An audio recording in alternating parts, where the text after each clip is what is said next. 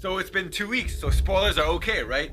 Let's be honest with what it really was. Spider-Man No Way Home was nostalgia garbage, but sometimes that might not be a bad thing. Roll the clips! Ever since I got bit by that spider, I've only had 1 week where my life has felt normal. I actually have a lot of foreign friends that haven't grown up with the Tobey Maguire series, and this movie literally did nothing for them. Even for the non-Marvel fans, in fact, the spikes of joy in this movie were literally built up on all the nostalgic scenes that came into fruition.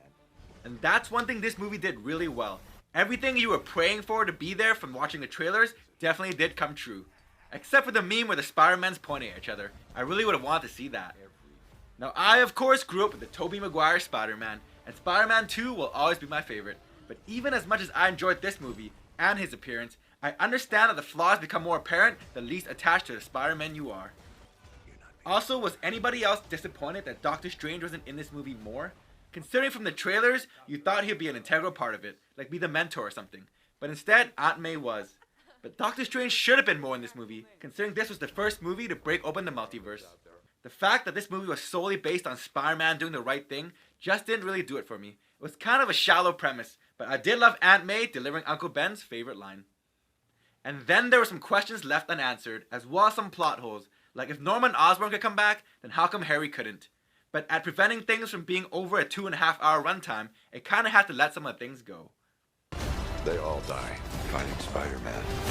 It's their fate. I'm sorry, kid. Yeah, me too.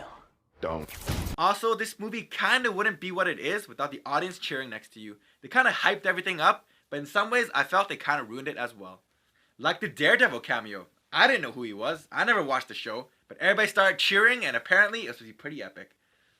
One thing I will give it credit for was when the 3 Spider-Mans finally came out, that was actually pretty cool, especially when they teamed up to fight together for the 3rd act.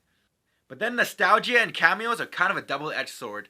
You kind of realize how mediocre Garfield's Spider-Man villains were. Besides Doc Ock and Goblin, this movie, all the villains were kind of pretty boring.